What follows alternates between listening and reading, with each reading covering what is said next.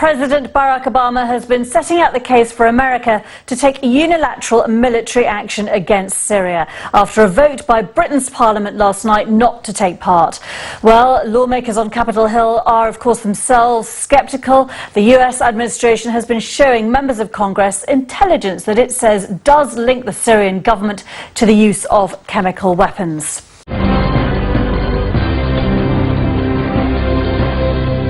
Members of Cameron's coalition government proposed a motion that would have authorized British forces to join the strike, but a majority of lawmakers rejected the motion.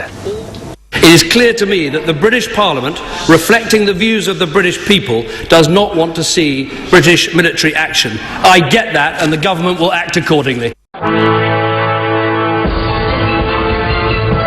A day after the UK presented a resolution to the UN Security Council, Cameron said he would like international approval, but that there was a legitimate and legal case for striking Syria, even in the case of UN deadlock.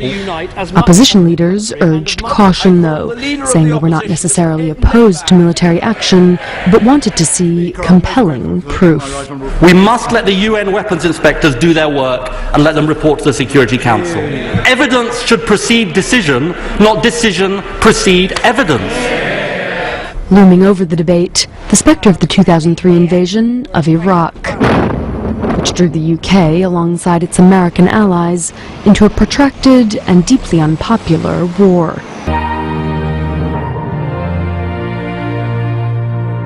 And the reaction to the UK parliamentary vote against military action.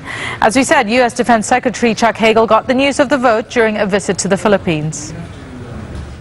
The British have been very strong in condemning the Syrian regime's use of chemical weapons, and that vote in the Parliament doesn't change that.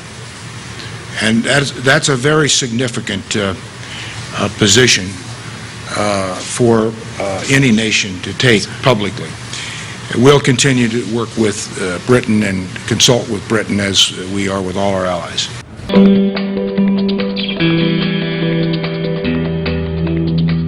It came as UN Security Council members discussed allegations that the Syrian regime recently launched a chemical attack in suburbs of Damascus.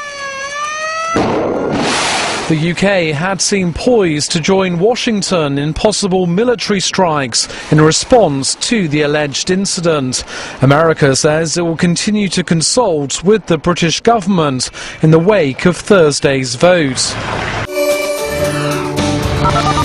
Well, any action by the U.S. may now come after UN inspectors deliver their findings on the alleged use of chemical weapons. The UN team is on its last day of investigations in Syria and is expected to hand its results to the United Nations at the weekend.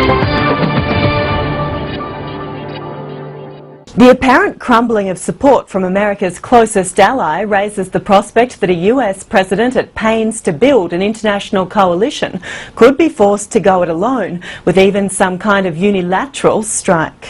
When the president reaches a determination about the appropriate response to this circumstance, and a legal justification is required to substantiate or to back up that decision, we'll produce one on our own. We're not going to rely on somebody else's. The timing soon gets difficult for Barack Obama. He doesn't want to launch any military action once he's out of the country next week at the G20 in Russia. Jane Cowan, ABC News, Washington.